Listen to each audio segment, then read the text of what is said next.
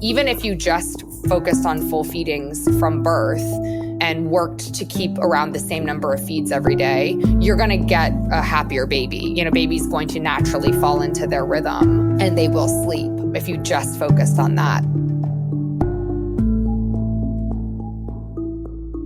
From To Be Magnetic, this is the Expanded Podcast with your host, Lacy Phillips.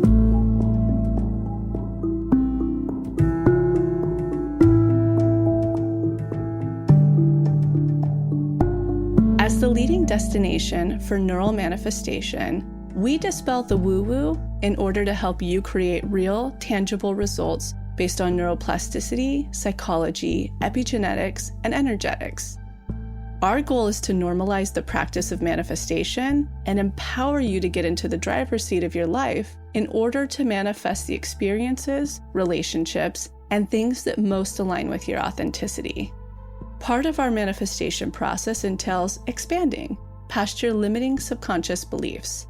Therefore, by tuning into this podcast with interviews from experts, thought leaders, spiritual teachers, scientists, and those with neural manifestation success stories, you're starting the process of expanding your subconscious in order to see to believe that anything you desire is possible. And by pressing play, the process begins.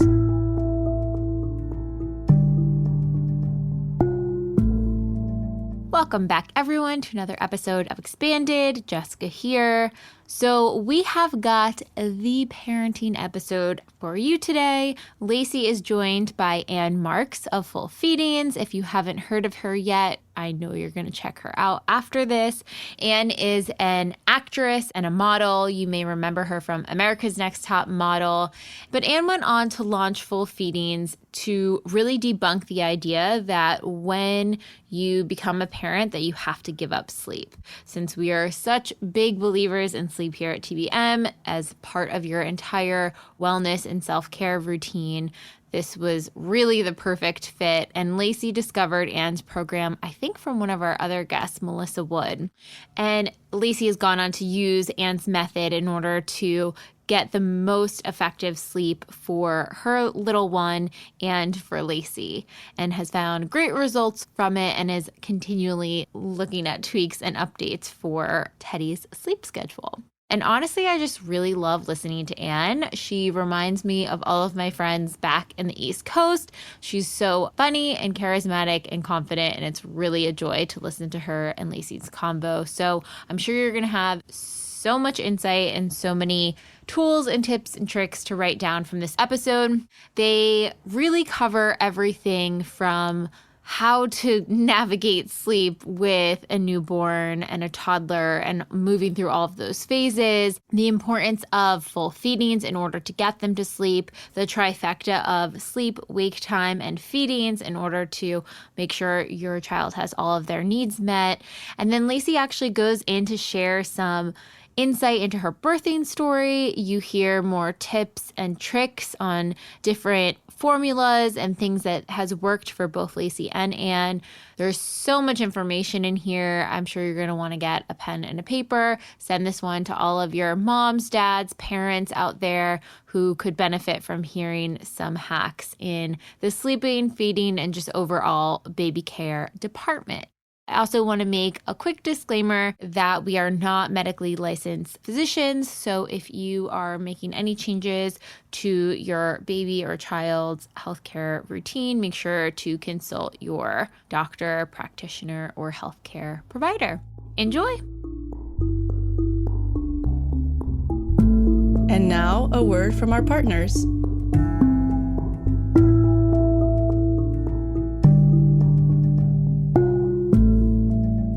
When we first decided to take on partnerships in order to take this podcast to the next level for you, it was an absolute no-brainer to partner up with Blue Blocks. You've heard me talk about them for, I think, about 1.5 to 2 years at this point. Just like you, I first discovered them listening to a podcast. And as a listener, I used the code of the podcast to buy my very first pair, which was a nighttime pair with the red lenses. And what hooked me about that specific episode is it goes so in depth, just like the 2 episodes we have with founder Andy Mant. into why blue light is so hormonally disrupting. It disrupts our sleep patterns, our natural circadian rhythms. And then I became a huge expert on light pollution. And I've gone on now to buy multiple of their products with my own money. The very favorite that I use every single evening, I also take it with me every place I travel so that I can use it on the airplane and I can use it for jet lag, as well as using it for DIs during the day and the evenings, is the sleep mask. Now, before this, I used many sleep masks because I was doing the DIs with them. However, once they released this product, I've never looked back. And I own 3 of them, again, that I've bought with my own money. I have one at the Forest House, I have one that's always packed and ready for travel, and I have one in Topanga. What's so miraculous about these is that they've developed them so that they're kind of like goggles, meaning that when they're over your eyes, they're not smashing your eyes. So they're not creating wrinkles. They're also not creating your eyelashes to smash and get into your eyes, things that I've experienced with other eye masks. So it's kind of like a goggle in the sense that you can actually open your eyes when you're wearing them and you can move your eyes around. But here's the kicker, and it's totally backed by science. They 100% block out light. So if you've been looking for an eye mask to do DIs with, to travel with, or like me, if you still are in the country and receive light pollution at night, which I do in Topanga coming in through the valley, you will want to pick these up. If anybody's ever struggled with any type of fertility or hormonal disruption like I have, you will want to listen to the 2 episodes linked below that I have with the founder, Andy Mant, where he goes deep into the science of how blue light disrupts our circadian rhythm, our hormones, our sleep, and our happiness. So use the code at checkout, all caps, magnetic, MAGNETIC, to receive 15% off your purchase. One partnership I really want to talk about today is June Shine. I actually have a story about this because I feel like they finally filled the market of what I desired in my mid-20s. When I was cocktailing at the Thirsty Crow on Sunset in Silver Lake, I would have the fun nights of whiskey and all the things you get into. But that's right around when I started to find my health journey. And one thing I really desired was a kombucha on tap.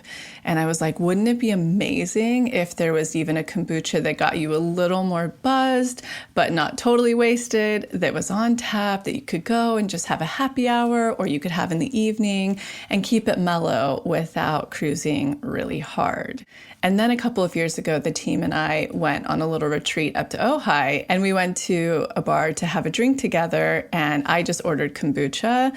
Unbeknownst to me, it was the very first hard kombucha I had. I didn't realize. And it gave the perfect afternoon buzz where I could just enjoy the ride. It was very clean. It didn't affect my body poorly. The next day it was okay. I wasn't very dehydrated. And I was like, this is the answer. This is what I wish I had, 7 years ago? And so I feel like June Shine is the perfect partnership for our community because I think a lot of people feel the same way as I do. And what I love about their company is they totally filled the market of clean sustainability. And their whole mission was when they were walking down the aisle of, grabbing a beer, it's a very surf cultured, community forward brand, that there was surprisingly nothing clean. It was all very toxic. And in fact, in the alcohol industry, you don't have to exhibit on the label everything. So the toxicity ran pretty deep. And so they decided, okay, we're going to come together and we're going to create this wonderful hard kombucha that is extremely transparent in the sense that the ingredients are the old-fashioned ingredients of Jun, which is Jun and honey. And they're even more transparent to let you know that in order to get this, they ferment the Jun one time. And to make it harder, they give it a second fermentation. So it's as transparent and clean and non-toxic as possible. And they really came up with it for the golden hour after a surf or hike drink to achieve that exact perfect little edge off buzz that I talked about earlier with a wake up feeling good in the morning vibe. The sustainability piece is remarkable when I spoke to them because they donate 1% of sales. So that's not net profit, that's gross sales, which is a lot more than net profit, to 1% of the planet. which benefits environmental nonprofits through Patagonia. And in April, they become a carbon neutral brewery that's entirely powered by solar. They compost, they don't have any plastic cutlery. Like, they're really thinking from the inside out all the way to scaling, which astounds me as a company owner. It's always been our prerogative here to try to scale as less waste as possible. And we've really achieved that with a digital space. But for them to be able to scale and be carbon neutral at the degree they are, it's just profound. So it's something I have a tremendous amount of respect for. Not to mention, all ingredients are organic. So even when you're looking at organic labels, it only means that a certain percentage has to be organic. However, with Juneshine, it's all organic, every single ingredient. They have no preservatives or sweeteners outside of honey. It's gluten-free, very low sugar, as the fermentation process eats away a lot of the sugar. And it's 6% alcohol, so you really get that perfect buzz. Unlike any of their other competitors, they really do hit the market and ace every single angle, from the sustainability to the organic to being so transparent. And on top of it, they have a fantastic culture and community, which you should definitely check out online at their website.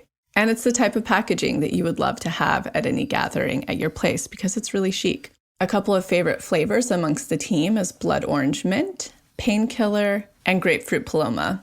So if you'd like to try some Juneshine, go ahead and click on the link below, which leads to their website, and use the code, all caps, TBM, for 20% off. For the listeners who are just wanting to go ahead and type it in, it's Juneshine, JUNESHINE.com, or you can find the link below and use all caps TBM for 20% off. All right, on to the episode.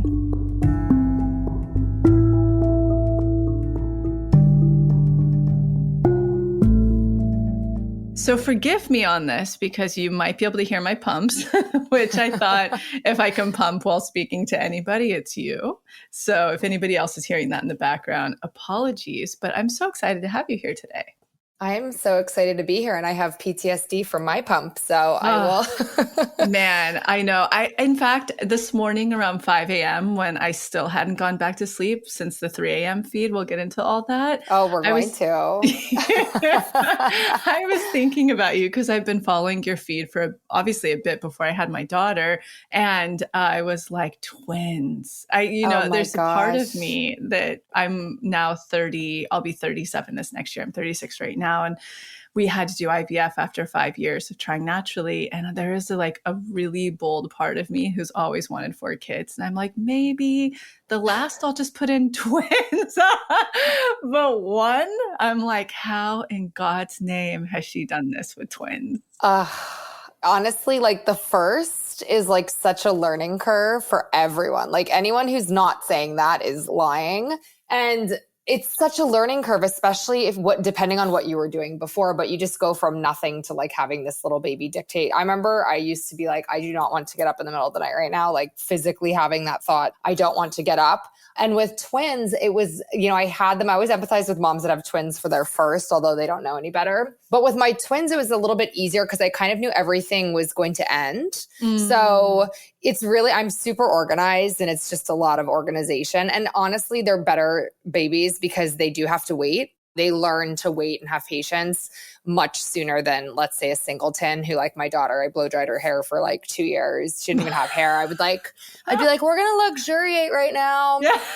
And then my twins, they barely even get lotion. Yeah. So I'm real talk. I know. I love it. I love it. Do you know your moon and rising too? We ask everyone. I'm like, let's get to the sleep. I'm Aries as my sign, and I'm Scorpio rising and Scorpio, whatever the other one is. The moon. Yeah. Oh, shit. Oh, yeah. That's a lot. I go to this a medium all the time, and she's in LA, and she's like, you're like the engine of a Ferrari. I'm like, yes, I am. But I'm also very sensitive. My daughter is a Sag, Oh, love of my totally. life. She and I are like complete soulmates, just want to like crawl inside of each other. But I looked up in the early days how to parent her because I was like, she's like a free spirit.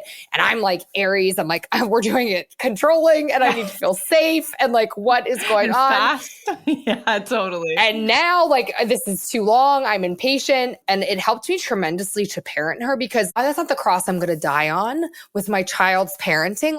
Let her free. And it really helped. Well, so we might as well just pop right into it. So I actually followed your method. I watched it, both my partner and I watched it before Teddy came. And it's always his joke. He's like, did you give her a full feed? It's like from watching your online program.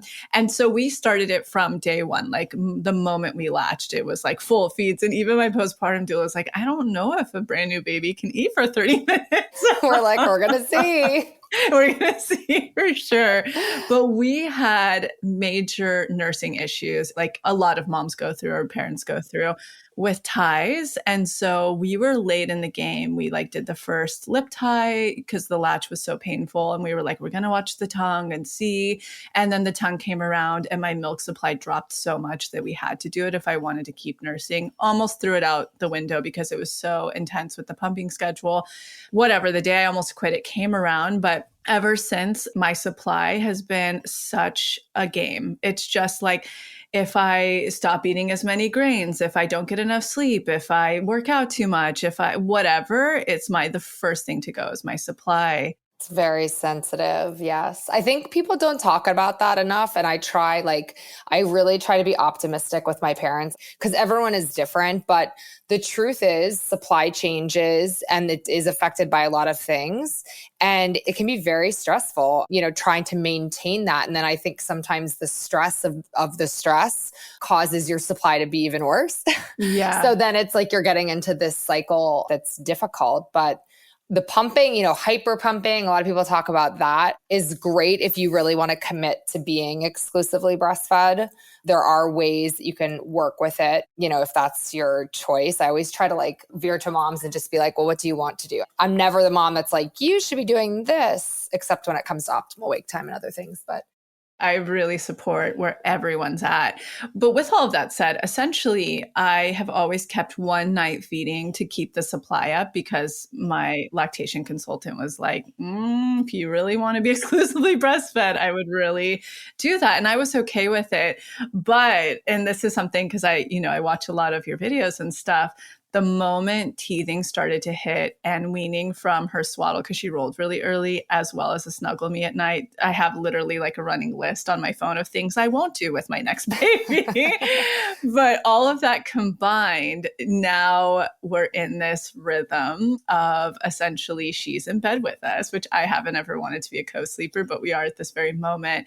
And she's waking up 4 times in the night to nurse. And I'm like, what a great time to talk to You're him. like, this is perfect. Well, what typically happens is, and how I see it, now obviously things have to go into it as well. This is why we make sure we're working on those full feeds during the day.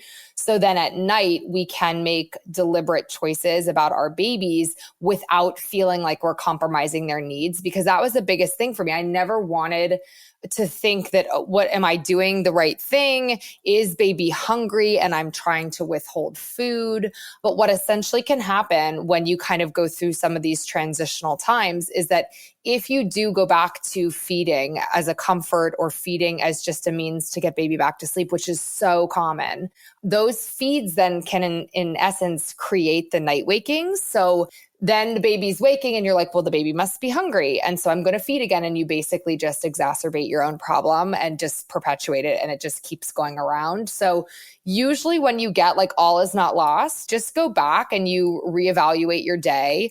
You make sure, okay, baby's getting the same amount of feeds every single day. That's a key component because every baby is different. So whatever Teddy is eating during the day in 24 hours, that is what her baseline is going to be for her. I actually just made this thing that says we move the milk and then we move the feed. So we always want to focus. Our goal with her would be, okay, we have to look and replace that food that she's eating during the nighttime in the daytime. And then we can start to make a plan on how to get rid of some of those nighttime feeds. That's how I view it. A lot of people go backwards and then try to remove the food to force sleep. And that's not how I see it being effective. Absolutely. And you know what's so funny, because you've been in my mind, obviously, during this transition, is we have a house up north and we were just there last week. And I was like, that's it, to my partner, Max, because he's the rocker at night. I'm the feeder. He's the rocker. And he's so amazing. And he takes the pumps and like puts them in the fridge, the whole thing. He's amazing. Aww. I know he's like the night doula at this point. You're like, sorry, Max, not sure you thought you signed up for this, but you did. I know. No, he loves it. Very Virgo. It's so sweet. I'm like, jackpot. So kind. So last week when we were up there, I was like, okay, she's only eating once at night. We're focusing on the full feeds during the day, and you'll rock her each of the times she wakes up. And it worked perfectly. And she went back to one little feed. And then this week, her awareness out of nowhere has just really I mean, she's always had awareness, but she's at that age, like almost 5 months, where she now really communicates her needs. So in the middle of the night, these last wake ups, when we pick her up and he picks her up to rock her, she's like, la, la. It's like the cry for food. She's like, let's go. Yes. And he's like, I think you're going to have to feed her.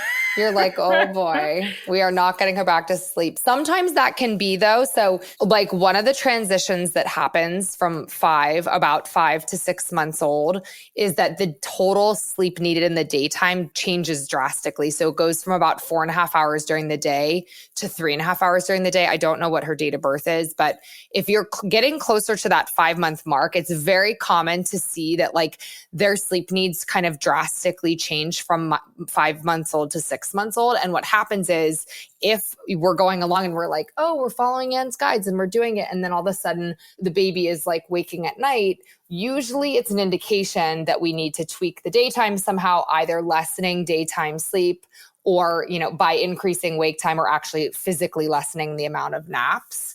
I always view sleep because I'm like, there's always something to do. And I would have to look at her specifics in the daytime to be like, this is exactly what I think that you should do as far as like, but usually I see sleep. I don't know why no one has ever approached it from a need-based standpoint, but I am. So here I am. I'm like making a whole career out of it, but I'm like, that's how I see it. They're not waking, to manipulate us. And before I had my first, I was like savage. I'm going to let her cry it out. I'm A-type. I got to do this. I got to get back to work. And then she came and I was like, oh my, I could never do that.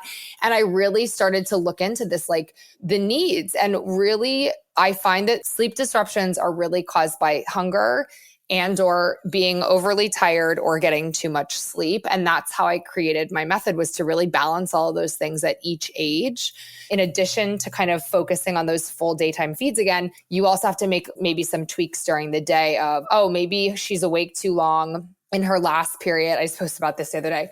Awake too long between the end of the last nap and bedtime. A huge culprit for nighttime sleep disruptions, because there are other things that go into it that aren't just hunger or just overly tired. So, it's kind of methodically working through them is how I do it, to say, okay, well, we know Teddy's fully fed during the day. Check, we're done. All right, now let's see, is she sleeping too much relative to what her baseline is? If I think she is, let's lessen that a little bit. 15 minutes makes a world of a difference. And then maybe she's not up ready to party in the middle of the night for you, because that's really not fun. My guess is it might be like a tweak to the daytime sleep, because sometimes when they're awake and they're very alert at night, it's an indication of too much daytime sleep. So either needing to increase the optimal wake time or decrease the total nap time for the day. So definitely stuff to do always. It's not, just, oh, leave your baby to cry, which I don't even understand. I'm actually reading a book right now that's kind of supporting the science behind why I'm like, oh no, please don't let your baby cry. Yeah, agreed. Well, this is such a good place to talk to current parents, impending parents, Yes. any parents, any caretakers. Give us your background, how you even, obviously we at this point realize that you're a mom of 3, so much to dissect. Tell us how you even really became passionate about this. I'm a mom of 3. I'm actually a single mom of 3. I didn't plan on that. I know a lot of moms do, but I did not. So I'm newly divorced, which is great. And I have 3 kids, a daughter who's going to be 6, and my twins are just over 3.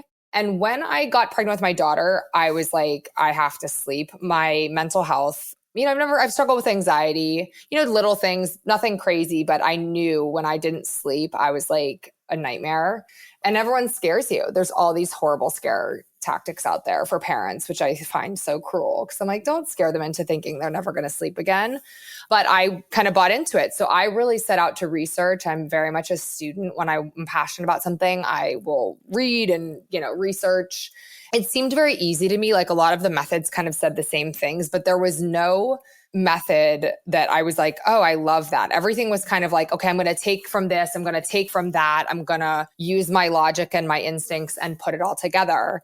So when my daughter was here, I had a night nurse who was fantastic, and she would literally do everything I said. Like, I just knew. It was like, I honestly say it's a gift from God, because I would just be like, just do this. Okay, just do this. All right, this is what we're going to do next. So after I had my daughter slept through the night at like 8 weeks old. My night nurse was like, you need to write a book. And I was like, please, girl, please. I don't have, I was like modeling and acting. I'm like, I'm on a TV show. I am not doing infant sleep. I was like all in New York and doing all this stuff. And so I kind of just like brushed it aside. But obviously, as my marriage started to kind of get a little tense, I had my twin sons. One thing leads to another. And I was like, I have these perfect specimens. I have a daughter who was breastfed for a year. I have twin sons who were born 8 weeks premature, who were predominantly bottle fed from birth because they were so early, and tube fed. And I had this stuff. I had my same night nurse. And I remember as my sons were born, she was like, Ann, you have to do something because you have this gift. And so instead of writing a book, I started to create this method. I was like, there has to be a way to explain this to parents, because there was all these books out there that I was like, they're so complicated. How can I convey to parents what so easily happened for me? How can I make this, easy for them? And I'm sure I've seen some of your programs as well, where it's like, there has to be a way to like break this down. And I made it. And I was like, you know what? I want to make this accessible to everyone. And also too, when my daughter was little, I found that creating a routine, like when I would talk to their parents, they would be like, well, I just don't know what to do. And I'm like, well, here, let me show you. And so I started consulting, like long before I ever charged anyone any money. I was consulting parents and friends through this method, and then kind of just brought it all together, as I started to separate from my husband and had to really provide for myself. I was like, wow, I need to make this accessible. And it was something I love to do. It was funny because I know that your manifestation, all that stuff is like your forte. And I would always manifest, and I would always leave it like open-ended, because I know, I'm not like getting into the like cursed house or exactly this. And it's so funny because I'm like living my dreams right now. Wow. And I'm like, it looks nothing like anything I thought. So I'm like living my best life because I get to help families sleep, which is so, so important as I get further and further into my work and my business, and just really reading science about things that I instinctively know, but finding science to really support the importance of sleep for development beyond just being like, oh, I want my kid to go to sleep so that I can sleep. There's so many more values that come with sleeping for the whole family.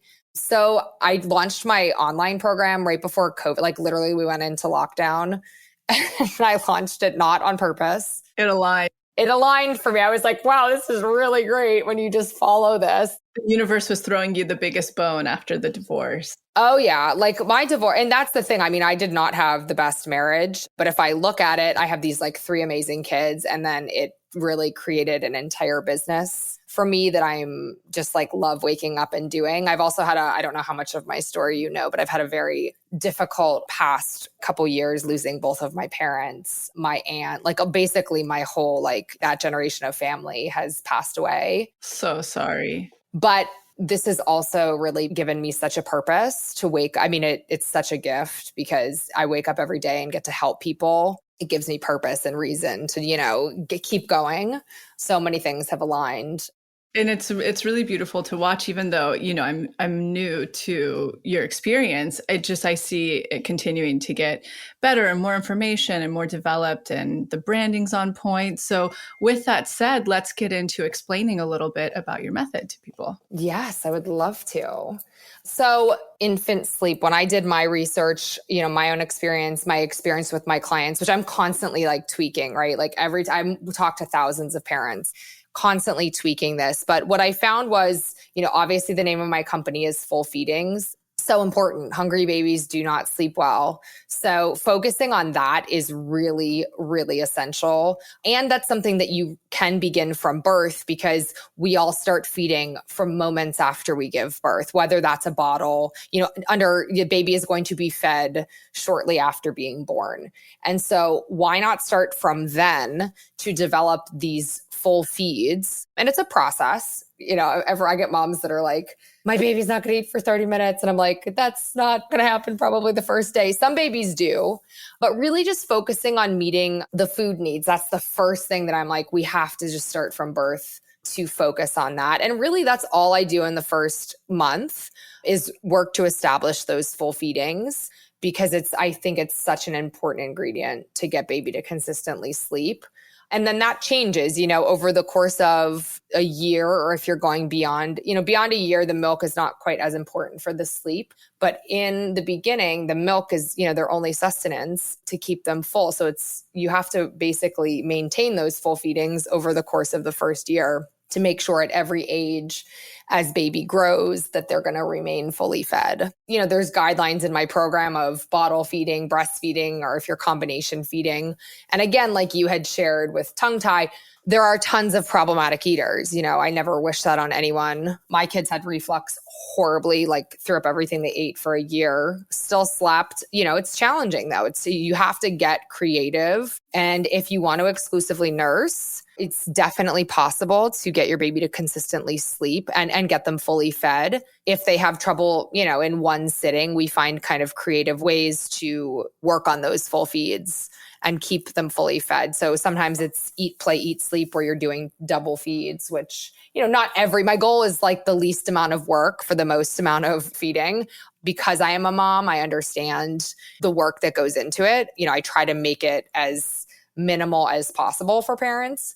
But there's definitely ways to work with exclusively breastfeeding moms to establish those full feedings. The only reason I always get asked, like, is bottle feeding or is formula, help babies to sleep longer?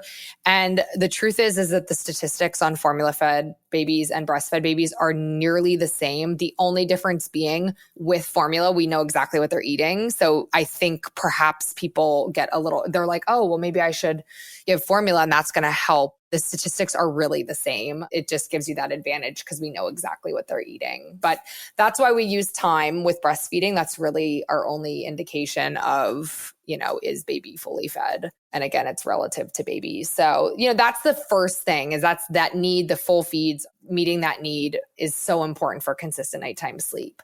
And then from there, I look at infant sleep and say, okay, well, one thing I never understood is why people were not looking at how much baby could sleep in a day. So like you and I can only probably sleep like 8 to 10 hours. They can only sleep so much in a 24-hour period. And I didn't find anyone that was really highlighting that. So I kind of work backwards because I'm like, okay, well, if we want 12 hours at night, well, I want 12 hours at night. Most parents do.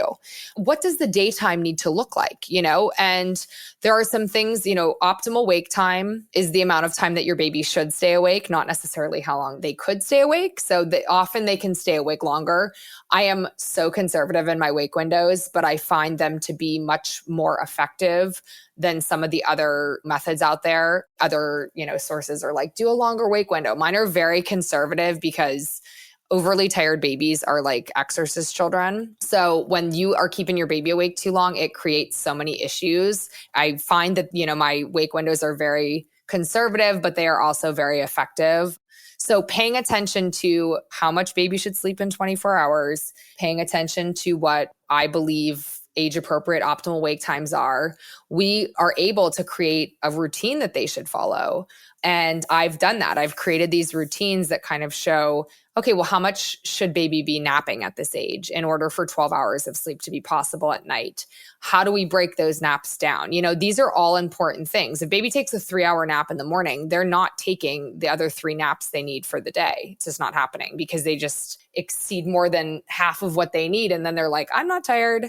And then it affects the nighttime sleep. So I have found that creating this kind of perfect balance of a routine is then what gets you the consistent nighttime sleep, because we're making sure baby's fully fed.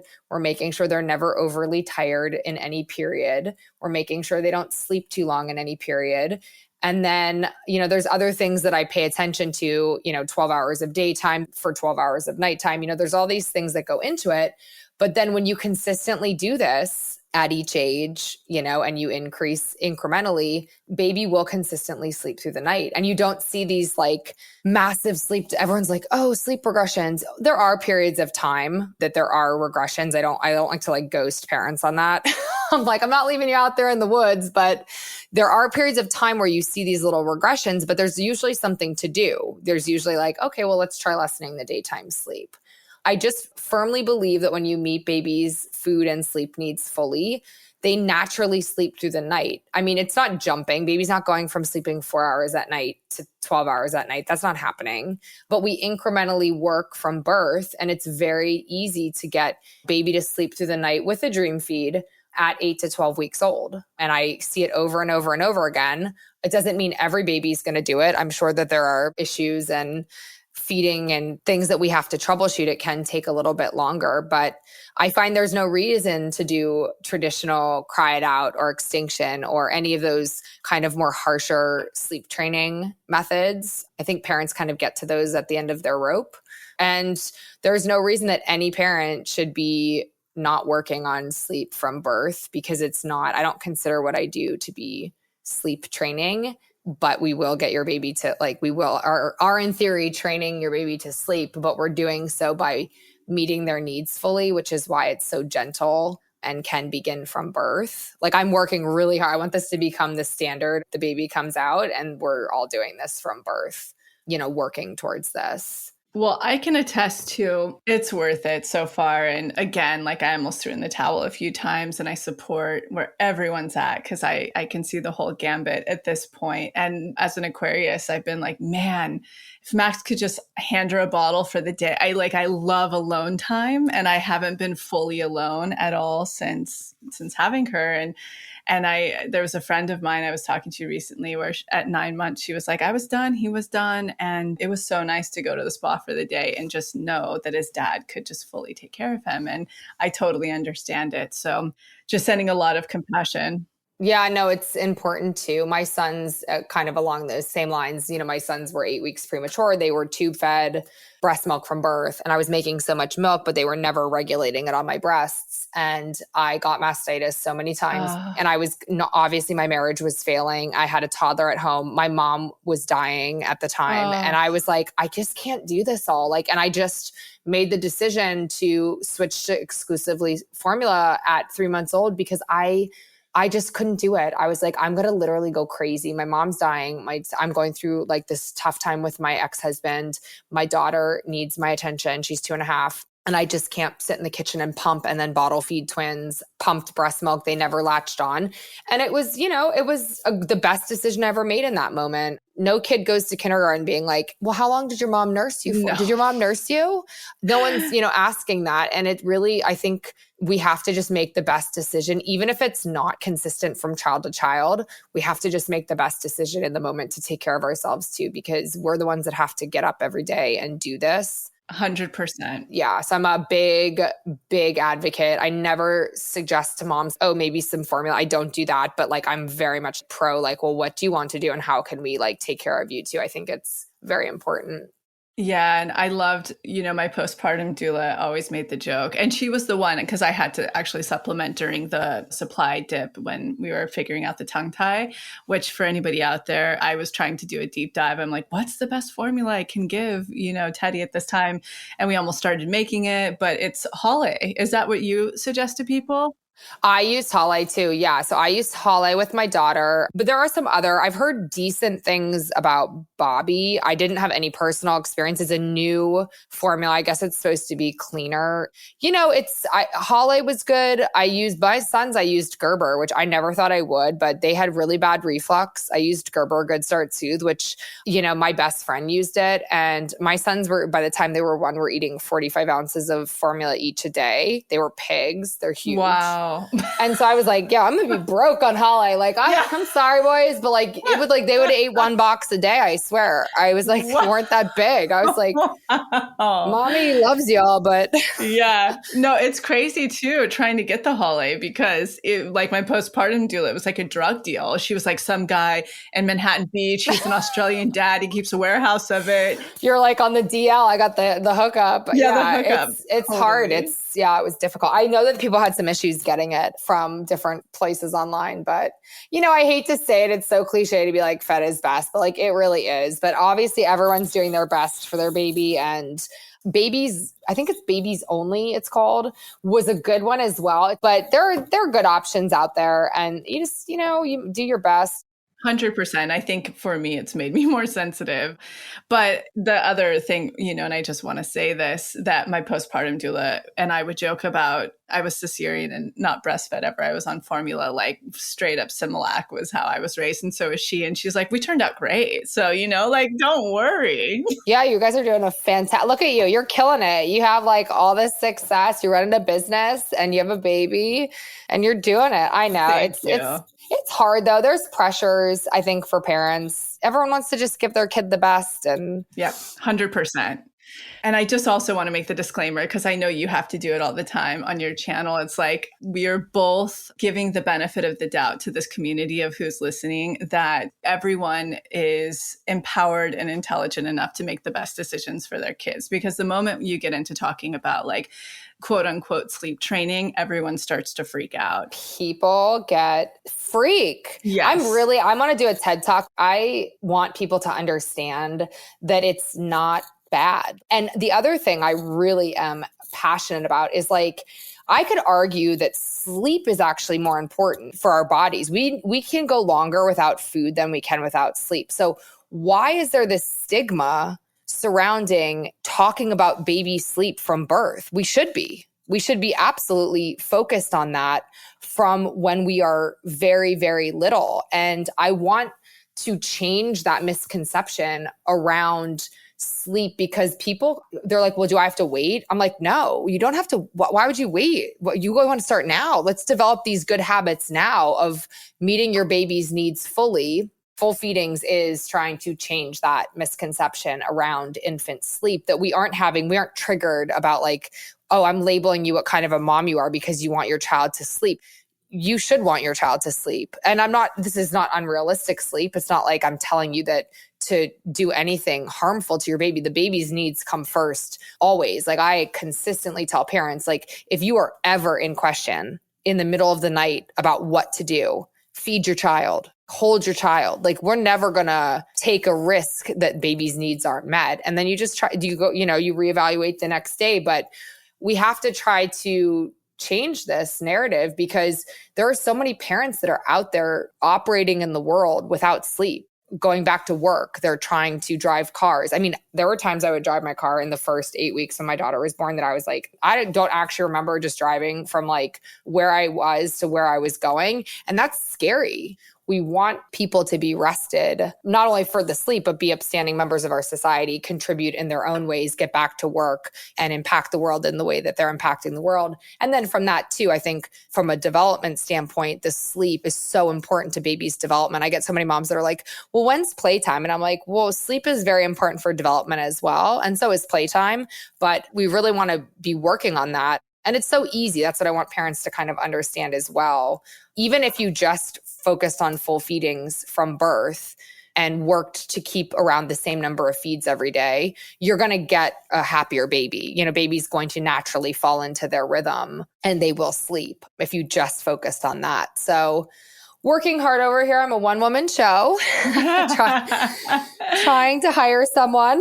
Does anyone, I need someone to help. Yeah, here you go. If anyone's looking for a job that's passionate about full feedings, you reach out to Ann. Well, you probably can understand that because I don't want to compromise. I don't want to compromise what I'm giving to parents, even though I charge $9.99 a month. I don't want to compromise. Because most people live on a budget. Most people can't afford to privately work with me. So I wanted to make something where this is like every person can get sleep. Most people could afford, my base program is $29.98. That's it. Amazing. And it's so accessible. That's the minimum that you would pay me to have access to all the information that I provide. And it's like, I want to make that possible for everyone.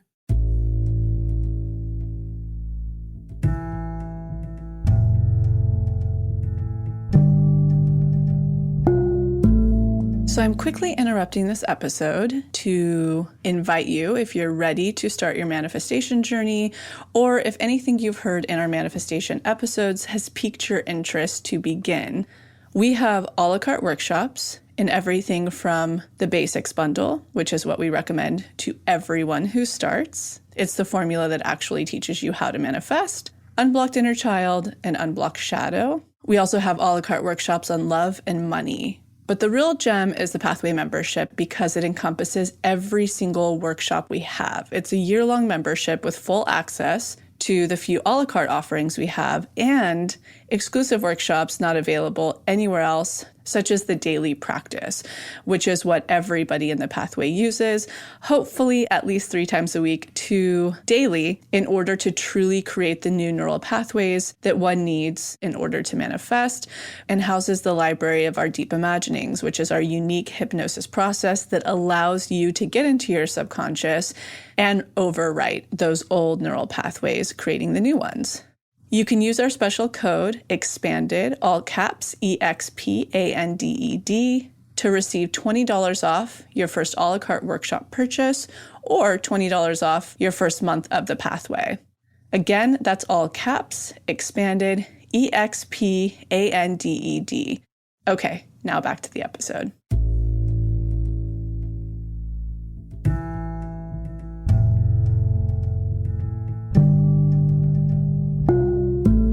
Yeah, that's always been our goal here too, is to make this work as accessible as possible. And you're doing such a great job at it. And I can really attest to it. I read Baby Wise, I read a couple of other things. And then of course your model, and what I like about your model is it's so practical. And I'll attest to this. We had a night doula who helped us and she had the easiest job in the world.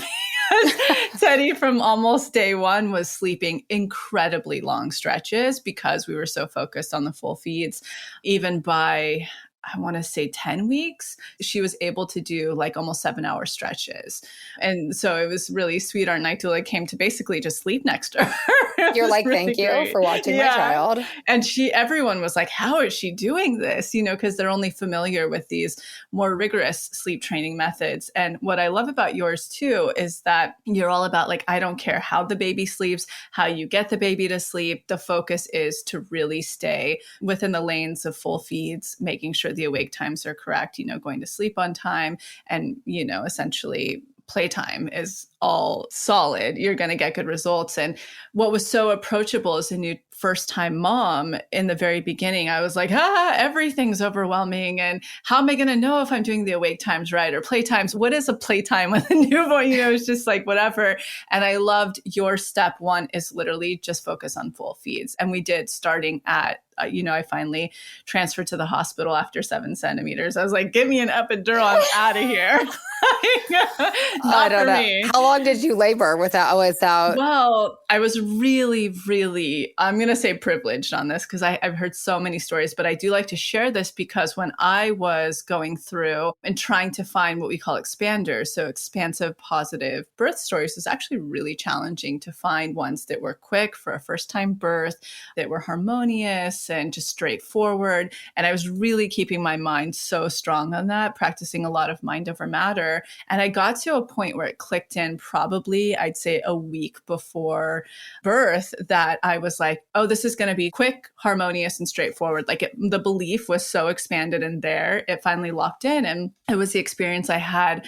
My doctor did the membrane sweep, and literally I probably would have had her unmedicated within 12 hours, but I chose at 7. And at that point I had been laboring. I think it was, so that was at 3 a.m. and I started at 6 p.m., but didn't go into active labor until 10 p.m. So from 10 p.m. to 3 a.m., I got to 7 and I was like, look, I can do this. I do one, Max.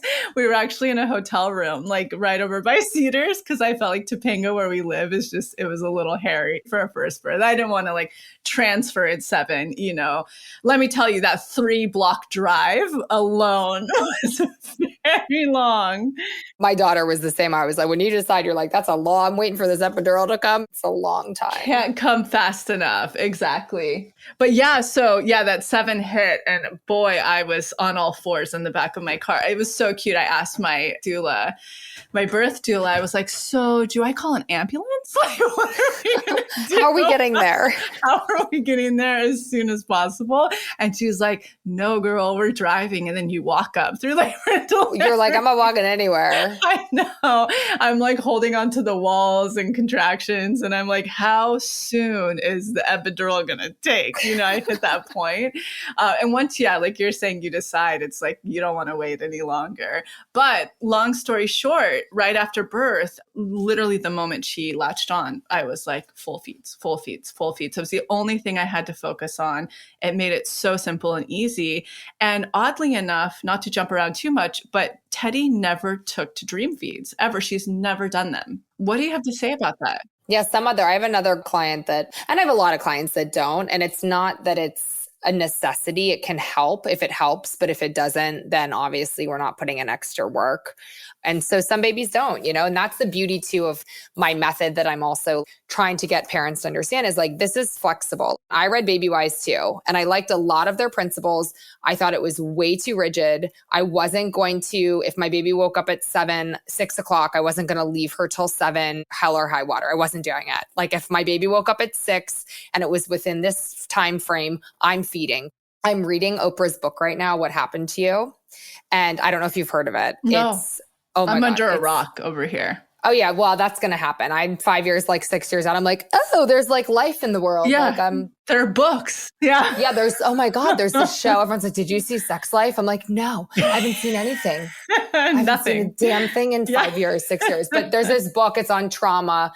I came to the book based on like wanting to heal my own traumas in my own life. But there's so much information in there about these micro traumas, and they start from birth. And like, I found things like Baby Wise now that I can kind of put science to, where I'm like, yeah, that seems like if my baby wakes at 6 and is losing their shit, that like something's actually like we're missing a need. And if I ignore that, now I'm reading this book going, that could create a micro trauma. Like that could actually be a traumatic experience for a child, not 5 minutes, not 10 minutes. I'm not against, like, I don't do cry it out or anything like that. I'm not against crying. So I don't want to alienate parents that are like, ooh, I did that, because they don't think that that's necessarily a bad thing. But doing that, you want to make sure that your baby's needs are met, because if you're missing that part and there's actually a need there, why they're, fussing or crying, we would want to do something to help them. And the same way, it's why I believe in rocking and helping them, because I just think that from this stage, like, you don't want this rigidity. And I found Baby Wise to be very rigid. It was either too flexible, the things I was reading, or it was too rigid, neither of which worked for me. And I wanted to create something that was like, here's a routine. It's never going to look like this every day. It's going to look different every single day. But let me create routines for parents that we're working towards that give you a kind of like an outline. And then we give you the tools and the ingredients to, manage that when baby wakes up early, when baby, how do I deal with that? Because it's common things that come up with every single parent. So, but it's so beautiful to be able to start from birth. And to be honest, it's the best time to start because they'll do anything in the beginning. Like they are so malleable with ease. No, I love what you're saying, though. And I felt the exact same way when I would kind of investigate other methods. And I actually read something and it resonated with me. And like you said, I really support where every parent is at. And I think it's so important to honor like people who do gentle sleep training or whatever, like whatever works for you and your children. It's just, I really support you. I know for me, I read this one thing and I have so much research at this point on inner child healing and traumas and shadow work and everything, it's like the basis of our work that it's always going through my mind. And so this one Instagram came up and it was like, cry it out. What is it? It is you, your baby's asking for you. And so for me, that never felt comfortable up until this point, certainly, and it still doesn't feel comfortable to me, just knowing about things like microtraumas. So that's what's made your approach actually very, very realistic for us, because like you're saying, it's not a totally loose structure, but it's loose, and it gives a lot of gray area for you to plug in what works for your family. So for instance, like in Baby Wise, there's very, very specific ways to get your child to sleep and how they should sleep and all of that. And at this point, Teddy's being carried, like it's community carrying. It's the biggest joke of all time. Cause I was like, yeah, I don't think like attachment parenting's for me. She's like co-sleeping, carried for every nap. And it's like, I think that's for Teddy. Like she's really chosen. Yeah. But then when you're ready, like you'll see her transition like beautifully. Totally. People are like, oh, what am I going to do? I'm rocking my kid to sleep. And I'm like, listen, first of all, it goes by in a flash. And you're going to wish my daughter is going to be sick. She's in kindergarten. And she still does hold on to me because she loves me. But I wish she needed me more. I miss that time. And everyone tells you that. And when you're in it, you're like, shut up, STFU. Like it's awful because you're tired. But you'll miss it. And B, I think it's the best thing that you can do for them to really make them feel secure. And C, there's going to come a time when I swear to God, I have so many clients that are like, all of a sudden, baby just didn't want me to rock her anymore. She just wanted to go in her crib. And I was like, yeah, it's a pretty beautiful thing. And if baby doesn't do that, then there are gentle ways that you can allow opportunity for them to fall asleep when they're not overly tired. Common problem, overly tired. It causes more sleep issues. And when you have a baby that is fully fed, not overly tired, you can just put them in their crib 20 minutes before their wake time, optimal wake time, and give them the opportunity to fall asleep. And if you methodically work at that one time a day, they will learn to put themselves to sleep without crying. It's beautiful. And so it's like kind of just following common sense, natural rhythms, just being like, okay, yeah, because when I see kids in Target during nap time, they're losing their shit on their parents. I want to go to the parents and be like, please. And then they're disciplining their child. It's like, we can't be depriving them of sleep and then punishing them through, because their behavior. I don't see children as like, yes, there are behavioral issues, but when you work to kind of make sure their needs are fully met, the behavioral issues are minimal. They're less. They're like the minimum that they could possibly be. I'm not saying there's not going to be tantrums, because there are, but they're minimal and they resolve themselves and they can cope and they can learn and they can transition through their life. It's far beyond just, the sleep, although that's lovely as well. And with you, like with your nursing, like I don't know what time Teddy's nursing, but you can maximize, like you could try to play around with, okay, well, what stretch do you want of sleep? Do you want bedtime to 3 a.m.? Is that might be good enough for you to feed her? Yeah, that's the dream. And she goes to sleep 7:30 to 8, usually, depending on. So her big thing, I can kind of remedy usually what's going on with her based on what I know of your program. I can usually be like, oh, well, that was too long of a stretch at the end, because you give so many tips on Instagram, which I really implore people to check out if this is inspiring you.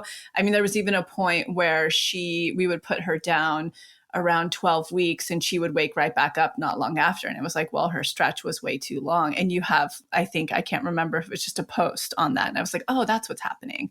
So it's really informative. And at this point, the hardest nap to get her down for is her last nap, that 30-minute cat nap. She'll never do it with me being carried. I don't know if it's the How long are her first, what you'd want to look at, sorry to interrupt you, is her first, even if you're like, oh, the other naps are like not full 1 hour and a half naps, but if you find that a baby is fighting their last nap and they still need to take it, like ideally, I would love to keep that last nap. It's the fourth one, correct? Yep, exactly. I would love to keep that till she's 6 months old.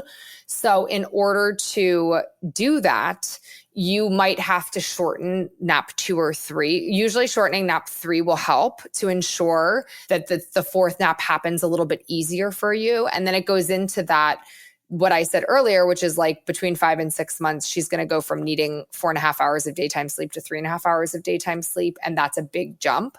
So she might just be lessening her daytime sleep needs right now. And so then if she's getting, let's say she's getting the 4.5 hours in the first 3 naps, we need to maybe lessen nap 3 to an hour. And then that will help make nap 4 a little bit easier. So it's all like a managing of those things. And of course, it's relative to the baby. That's why I'm constantly like, all my parents are like, I don't want to send you notes ever again. Eventually, I'm going to create an app that it coincides with my program. Yeah.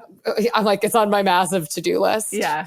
Because it helps me to see at the given age, okay, well, baby's this age now. All right, this is what I would do. I would just shorten the third nap. And I can I'm very good. So I can like generally be like, okay, Lacy, try to lessen nap 2 and 3 and see if that helps make nap 4 easier just for this month while you work to drop this fourth nap, because that's going to happen. Well, let me give you the really quick outline and see what you pick up on. Oh my God, I'm getting my little pen here. Let's do it. I'll give you the quick and then we'll see you probably fix everything in 2 seconds. So basically where we're at right now is that she'll go to sleep around 7 to 8 based on whatever her last nap situation was. With that, she was waking up only once in the night, which was so dreamy to keep the milk supply up. And that was usually anywhere from 12 to 3 based on when she went to sleep. And then she would sleep naturally until about 6. And I would nurse her to 7 because I just selfishly wanted to get things done. Sometimes I was getting really wily and I'd nurse her to 8 because I was like, I can take a shower and do all these things. Right. But right now she's sleeping till about 7 a.m. And then she's actually kind of crazy where she'll only nap at most for her naps. And I'm sticking with the 90 minutes, seems to be like a good time. It's when she's yawning. It seems like to me-ish, but we'll see what you say. And then she'll only sleep from anywhere from 45 minutes to an hour and 15 tops for naps. Okay. So already what's happening? I don't know exactly her date of birth. She's almost 21 weeks. Okay. So at 21 and a half is when I increase the 100 to like 100 minutes optimal wake time. So part of what happens is, in my guides are like, it's an outline, but the cues we look for, like naps are a little bit more difficult. Naps are a little bit shorter. All of a sudden you're like, why is every single nap only 30 minutes? Like, this is weird. That's your sign that we have to change something. And so then I go and I look at the age and I say, okay, she's 21 weeks old. So at that point, then you have to gently, we never force anything. You gently try to extend her optimal wake time because that's how we're then again controlling her daytime sleep. Oh, she's a party animal. She'll go for it. But for most babies, okay. Yeah. So then you want to gently extend her to 100 minutes. So 90 minutes is great. And what you can do is this, like, say you were starting at 85 minutes or 80 minutes to get her to sleep. Like you started noticing, you're like, oh, or she's falling asleep at 90. You're just going to start 5 minutes later. You gently just try to get her to 100 minutes, which is what is age appropriate. And then you might see everything becomes easier. So that would probably be the first place to start. Let's increase every wake window to 100 minutes. If her first wake window, she wants to do 90, that's common that they stay awake shorter in that first one, which is odd because I'm like, you were just sleeping all night, but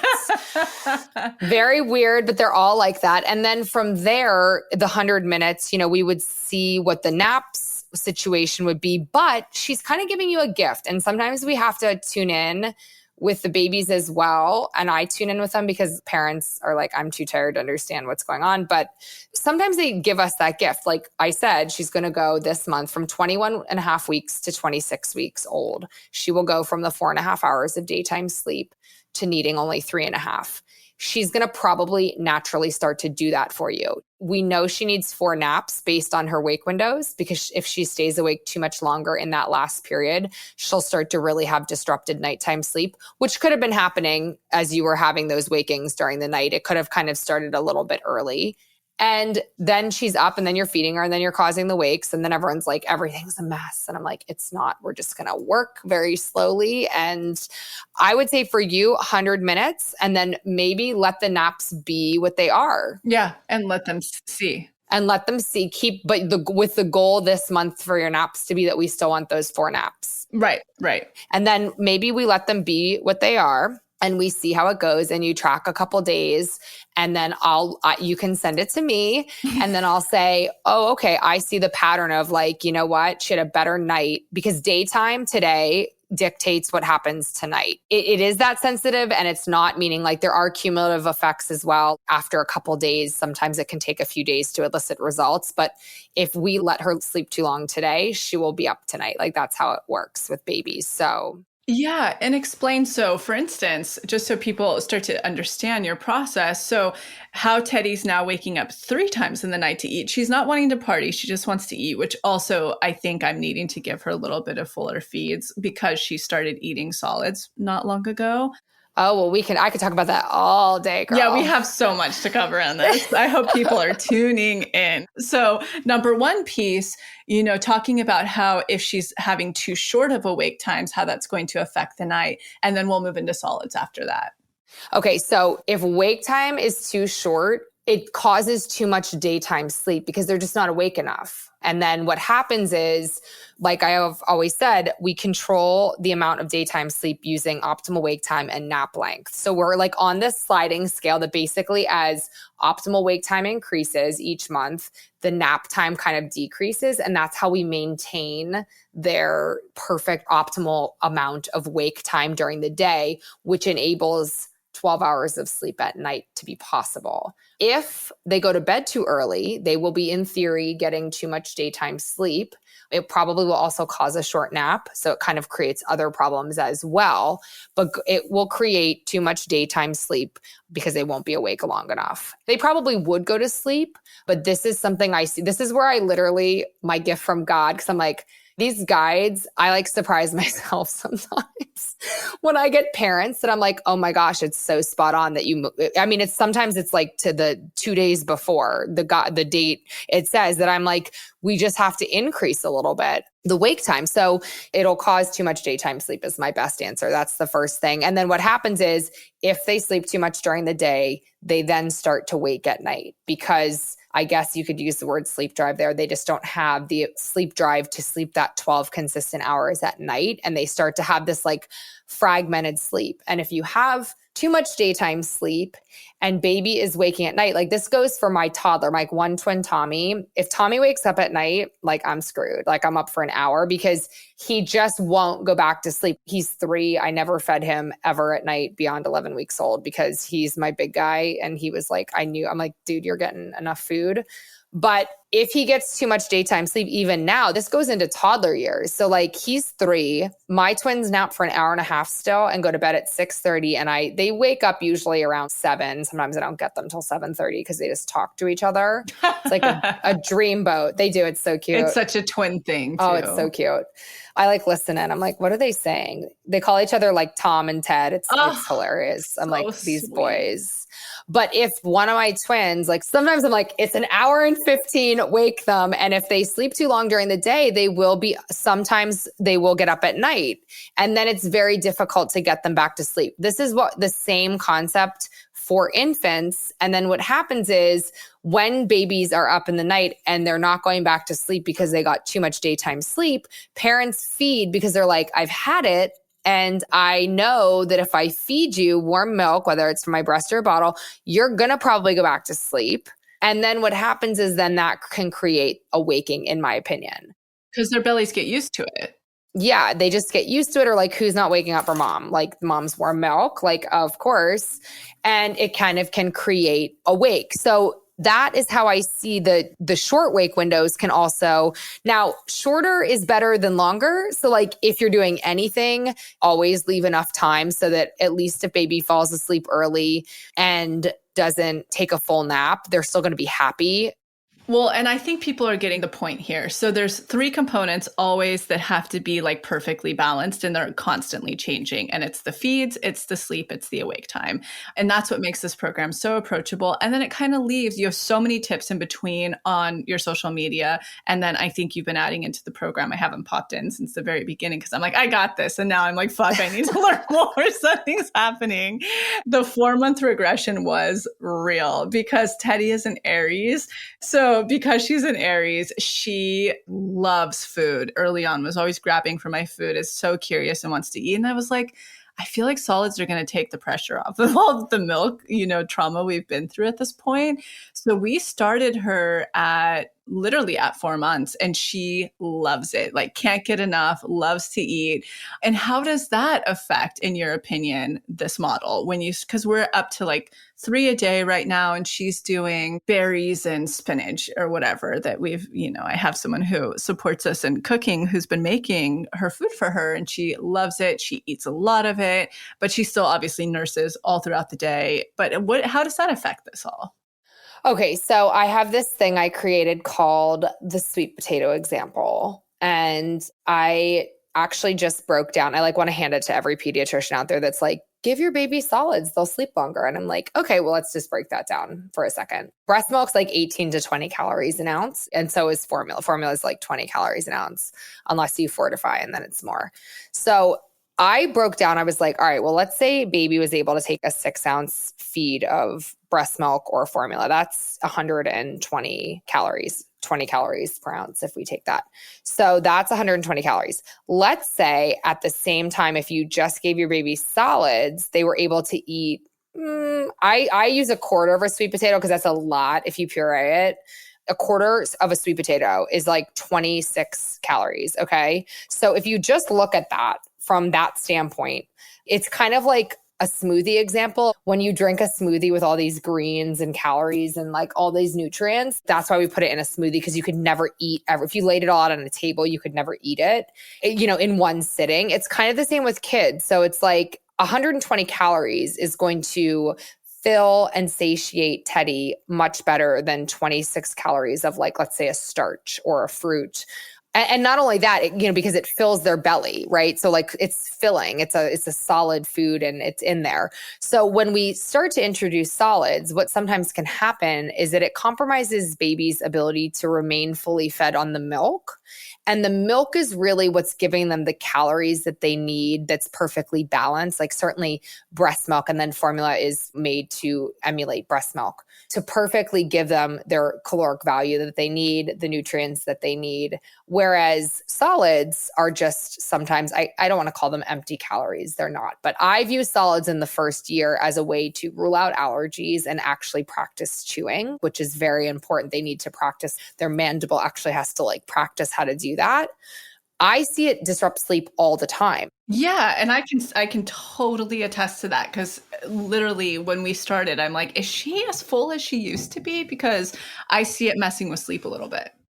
Yeah, so it does. And so there are ways around it. Like obviously the goal is to get baby on solids by a year, and then that's the primary source of nutrition. The truth of it is that a lot of babies still really need milk at a year. Like that's how my experience is. Not a pediatrician, just a mom. In my experience, most babies are still needing milk as a primary source of nutrition because they just can't eat enough calories and hold enough that they remain satiated and full, that they then sleep. And I use sleep as kind of an indicator of that. People are always like, baby's growing well and the weight's good. But I'm like, if they're up all night, the sleep deprivation can't be good for them either. So when I start with solids, I start in the morning. I did start with my own daughter at 4 months. You can really start whenever you want, as long as you don't see, you can see milk intake be compromised a little bit, but as if it starts disrupting the sleep, that's when you want to use that as your indicator of like, okay, maybe I need to pull back a little bit, reestablish full milk feeds, and then go back to the solids. I tell parents to do that all the time, which, I don't know what a pediatrician would think about that, but from logical standpoint, we want to stay full on that milk. And so if the sleep becomes disrupted, perhaps baby is eating too many solids. And then what happens is, even if their milk intake remains the same, like say Teddy's eating exactly the same amount of milk, and you're like, Anne, I've been feeding her for 15 minutes a time, 6 times a day, and that was enough. And now I started solids and her sleep is disrupted. Well, sometimes the solids can prevent her from increasing to maintain those full feedings. Like I talked about in the beginning, it can prevent her from increasing the caloric need as needed to remain full, because the solids are there filling, and then she's like eating the same amount of milk and not increasing the milk intake as she gets older, which when you're breastfeeding, it's a little bit hard to kind of quantify because she does this naturally, but that's really the theory behind it. So usually when we start with solids, when I do, it's from the morning feeds. I do breakfast, then I do lunch, then I do dinner kind of over the course of time, because if you start with breakfast, it gives her the opportunity to then remain fully fed on milk for the rest of the day. It's not giving her solids like right before dinner, where then she's not drinking the milk that she needs to sleep through the night. And that's really how I see it. So I start with breakfast, and then I move to lunch, then I move to dinner. I always offer milk first, solids seconds. That's what I've been doing. Yeah. And that's going to remain until closer to like 11 months when you start to game plan, okay, I'm getting off of the milk as the primary source of nutrition. But you could try to see if she will eat a little bit longer, or like, I don't know, if you're like maybe the afternoon or evening feeds, you could take out.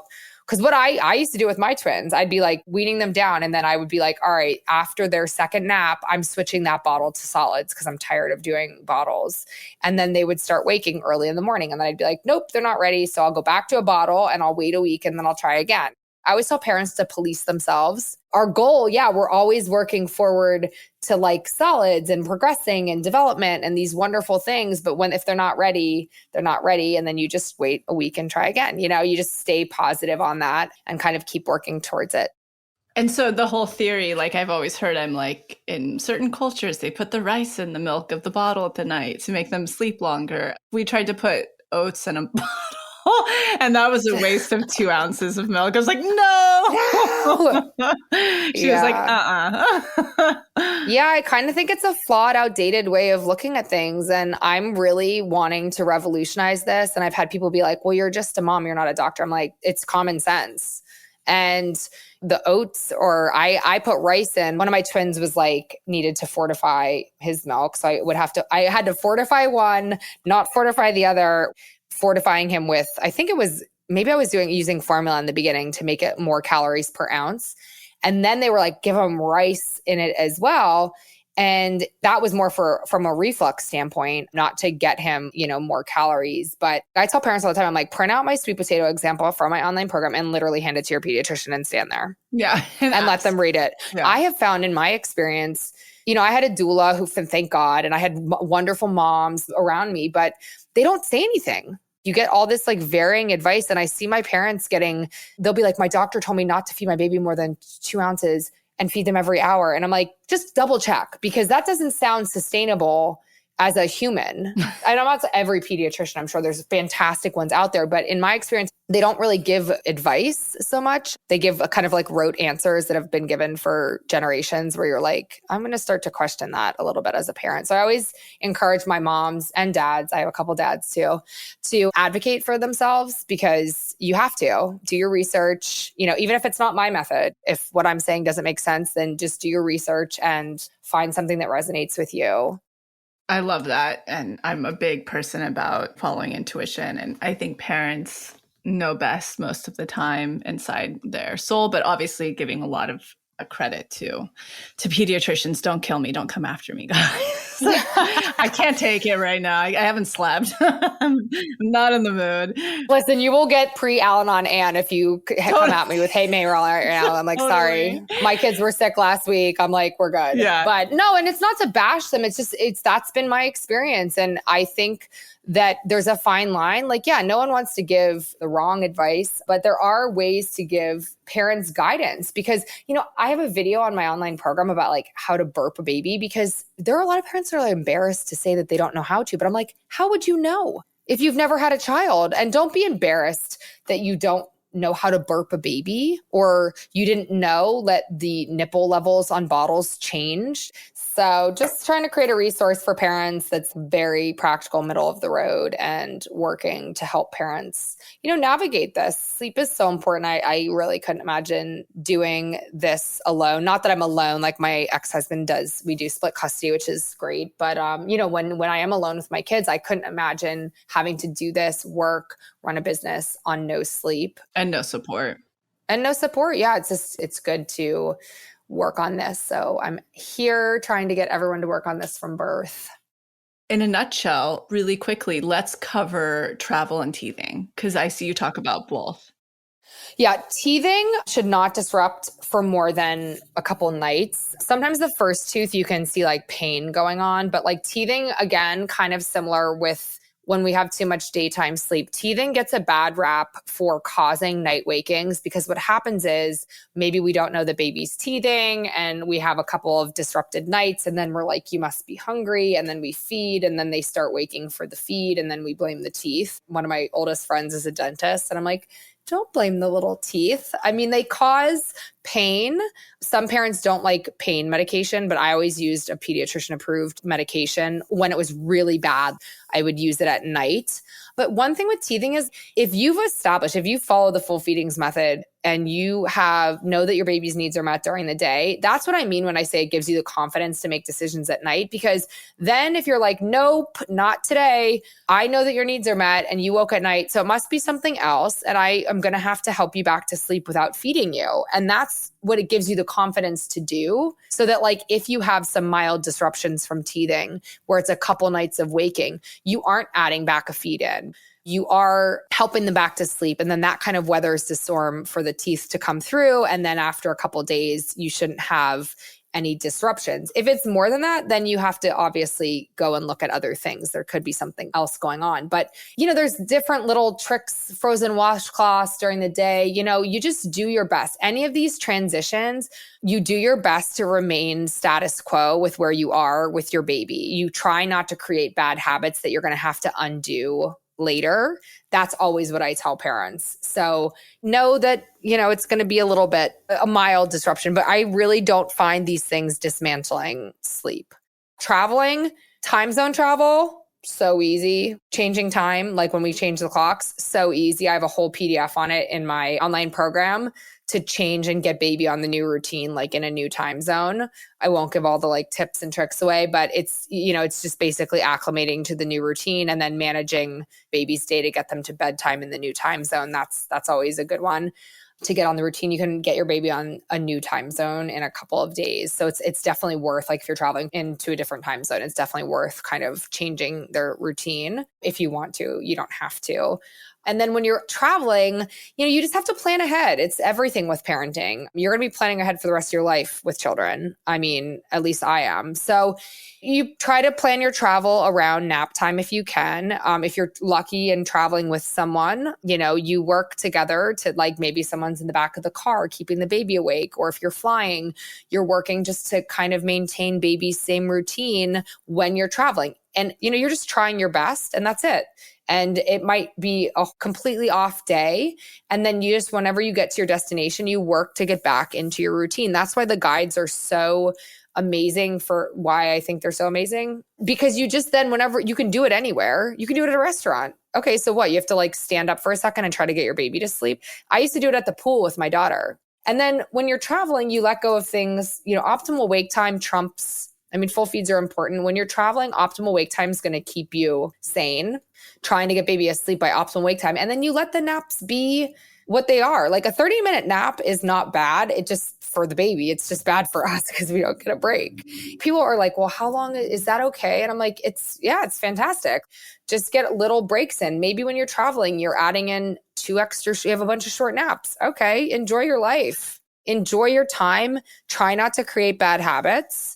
And if baby wakes at night, that could almost be expected. You still maintain your daytime. When you're traveling, like if the daytime routine is off and baby's overly tired or whatever, just work to maintain the full daytime feeds, because then that would give you the confidence to not have to like add feeds at night if you were traveling. And that will prevent any potential night wakings from becoming a thing.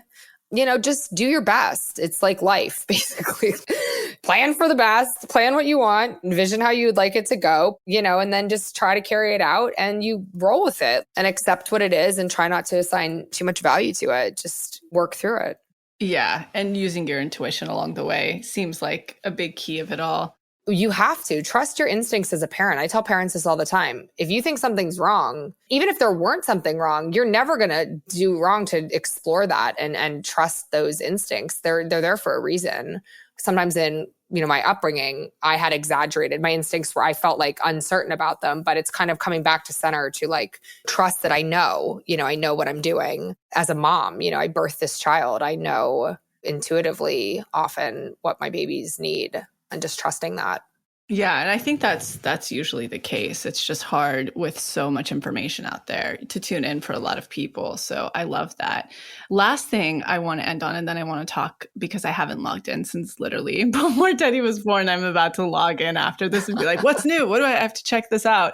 But single mom hacks. Yes. I literally could not imagine at this point in time not having the support I have, because I'm obviously like privileged enough to have that at this point, both with co-care, Max. I mean, we have a lot of support, but I was raised by an 18-year-old single mom and, 4 different households and stuff. Let me hear what you've garnered at this point. What are the hacks? Patience, a lot of patience. I'm working on having grace for myself because I'm very hard on myself as well. I try to plan ahead is my big thing. I am always thinking 10 steps ahead for planning and laying things out as best as I can, like set myself up for success. Like the coffee maker is programmed, the kids' clothes are laid out, the lunch boxes are on the counter. Okay, I put the plates out on the counter at night. So for breakfast, I don't have to, it's like alleviating kind of work for myself by planning ahead so that I'm not having to like scramble at the last minute. And I know not everyone's a planner, but that's a big thing for me is kind of just planning ahead. But the grace component is big. And I fail at this all the time, but it's just kind of supporting myself in this, that it's never going to be perfect. Letting go of my need to control things. Like I don't like dirt. So like if the wall is dirty, it like kind of sets me into an oblivion. So I'm like, I have to let go of these things. Like I literally have this tank of like my energy. Where do I want to put that? Obviously, it's on the kids, and myself, really making sure I'm taking care of myself too, because if I'm not fed, if I'm not rested, like I sometimes go to bed at 8:00. I know that sounds crazy, but when you are a single parent, no one's coming to my house. My family is deceased. I live in a place with no family because I moved here with my ex-husband, but I don't have any family here. So I'm like really, if I want help, I'm paying for it. And I have a great team. Like I don't want people to think, I'm not like running this massive business, like no help. I have nannies and babysitters that help me. But on the day to day, like if I forget, my daughter had to go to the ER the other night and I'm like, I have 2 kids here. And unfortunately, due to the circumstances of my divorce, my ex-husband is not permitted in my home. So I'm like, who am I calling? And I'm scrambling. And it's like, just work to try to create a network of people. I have great people in my life here. I feel so fortunate to have been led to them. Complete kismet. Like it's just people were led to me. I was like, who am I leaving my kid with? How am I going to trust these people? And I have like wonderful people in my life.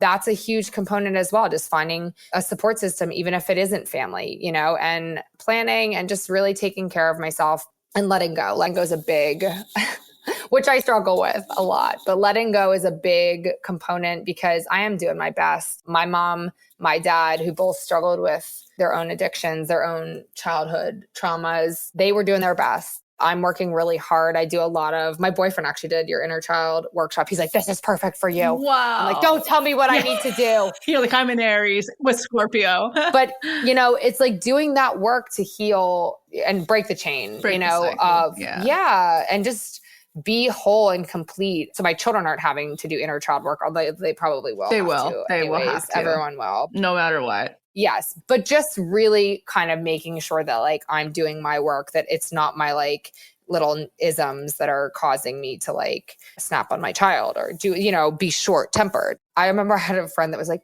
just step out of the house. I'm like, and what, leave 3 kids inside? I mean, they're going to burn the house down. Yeah. Like, oh, you want me to step outside and scream into a pillow? Because that's not happening when you're a single mom.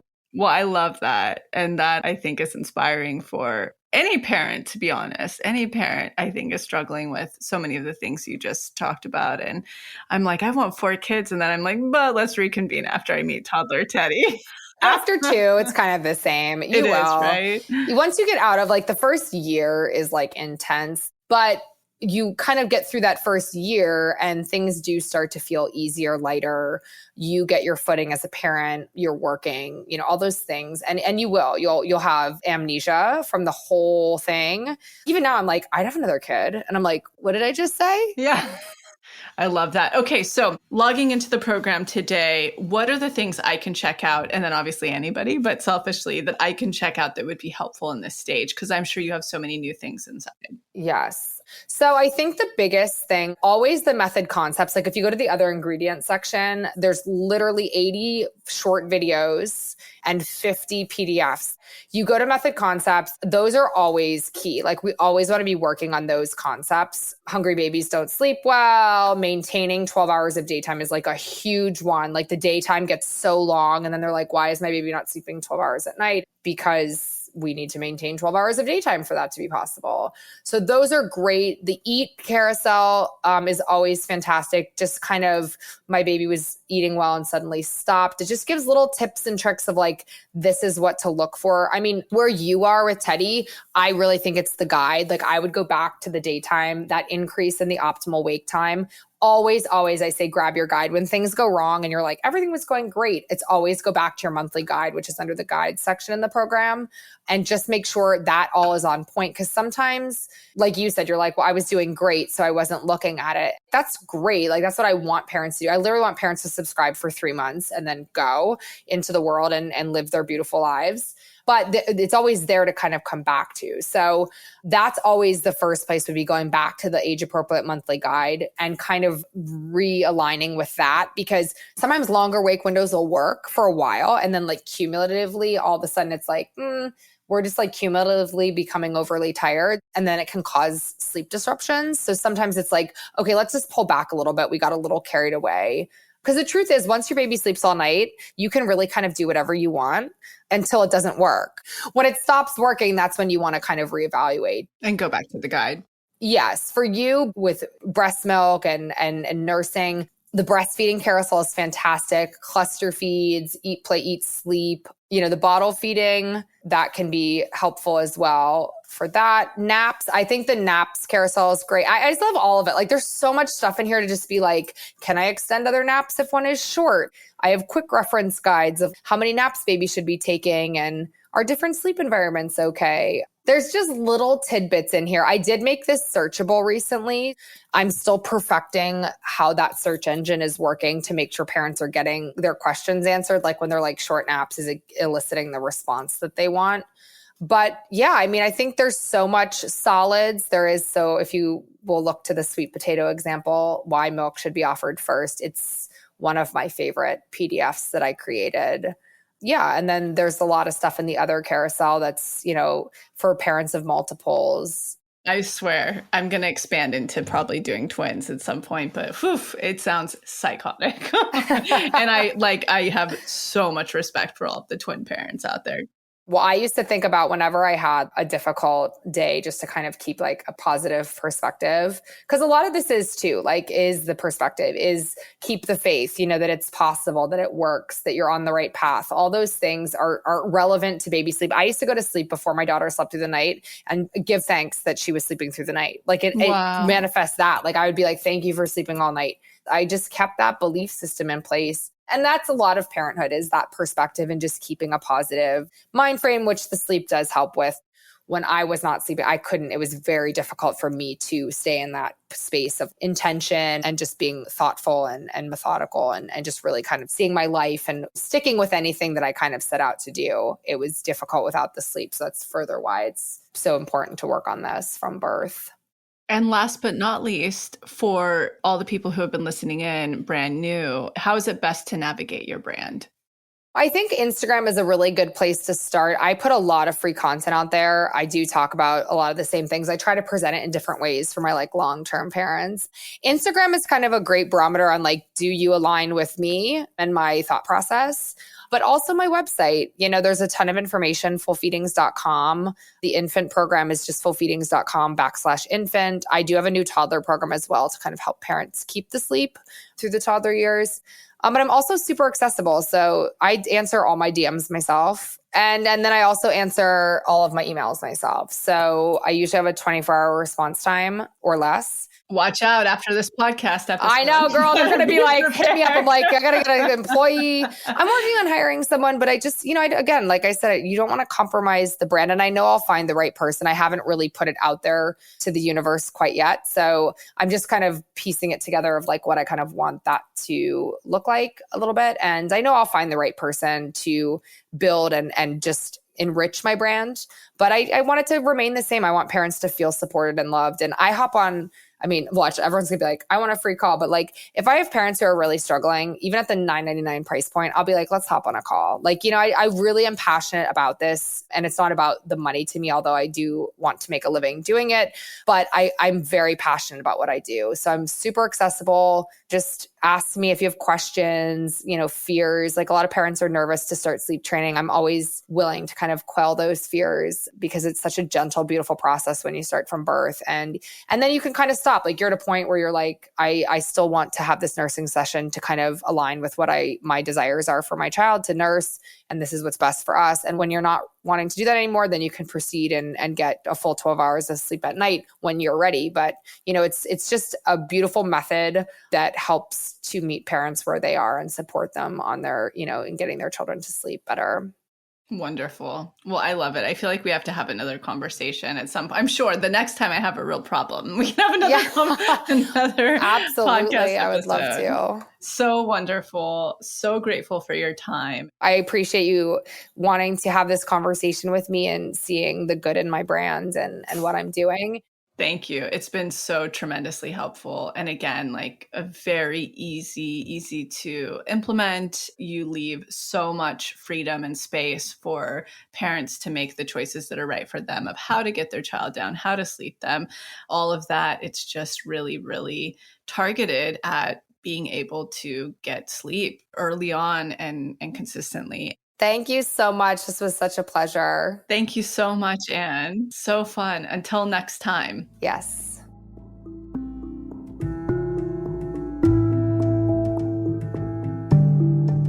Thank you so much for tuning into the episode, and I hope you enjoyed it as much as I did, we did. And in case you're not totally ready to join the pathway yet, I wanted to share a few of our free offerings that I'll often suggest to people as a little bit of a blueprint to get them started on their manifestation journey. The first place I like to direct people completely for free is the motivation. You can see it linked below or on our homepage as our testimony library. And it's categorized by different subjects, whether you're calling in career, money, love, wellness, and much more. When you're reading about a member's experience of what they manifested, you're actually seeing to believe and showing your subconscious that that very thing is possible for you. The second place I like to direct people is to the free clarity exercise, which is also linked below. In it, you get to try our own unique hypnosis process, learn about the science, and some journaling prompts. And the best part about this, you'll get a tiny taste of what it's like to go into your hypnotic state, bring your subconscious forward, and create new neural pathways while receiving clarity. And the third thing, if you haven't listened to it on this podcast yet, please go back to the episode titled Manifestation 101, where you'll learn the basics of neural manifestation to truly understand this process. So go ahead and check out those free resources, the motivation, the free clarity exercise, and the episode Manifestation 101, all linked below. And in an effort to make sure to have representation in this process series, go ahead and submit any process testimonials you have, especially to our LGBTQ+ community, our BIPOC, as well as the Ys, which is anyone in the community who is 45 and over. All right, we'll be back next week.